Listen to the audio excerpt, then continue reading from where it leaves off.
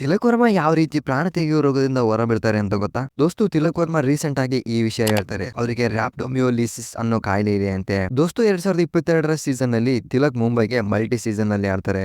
ಆ season form ಅನ್ನ ಅದೇ ರೀತಿ ಕಂಟಿನ್ಯೂ ಮಾಡಬೇಕು ಅಂತ Tilak Varma next level fitness maintain ಮಾಡಬೇಕು ಅಂತ ಡಿಸೈಡ್ ಮಾಡ್ತಾರೆ. ಪ್ರಪಂಚದಲ್ಲಿ ಫಿಟ್ಟೆಸ್ಟ್ ಪ್ಲೇಯರ್ ಆಗಿರ್ಬೇಕು ಅಂತ ಡಿಸೈಡ್ ಮಾಡ್ತಾರೆ. ಹೀಗಾಗಿ ಅವರು ರೆಸ್ಟ್ ಇಲ್ಲದೆ ಜಿಮ್ ನಲ್ಲಿ ಹೆವಿ ವರ್ಕೌಟ್ಸ್ ಅಂಡ್ ರಿಕವರಿ ಆಗೋದಕ್ಕೆ ಟೈಮ್ ಬಿಡ್ಲಾರ್ದೆ ಕಂಟಿನ್ಯೂ ಆಗಿ ರಿಲ್ಯಾಕ್ಸ್ ಇಲ್ಲದೆ ವರ್ಕೌಟ್ ಮಾಡ್ತಾ ಹೋಗ್ತಾರೆ. ದೋಸ್ತು ಬಾಡಿಗೆ ಒಂದು ಲಿಮಿಟ್ ಅಂತ ಇರುತ್ತೆ. ತಿಲಕ್ ಆ ಲಿಮಿಟ್ ಅನ್ನ ದಾಟಿ ಬಿಡ್ತಾರೆ. ಒಂದು ಮ್ಯಾಚ್ ಆಡ್ತಿರುವಾಗ ಆತನ ಕೈ ಮೂವ್ ಮಾಡೋಕೆ ಆಗ್ಲೇ ಇಲ್ಲ.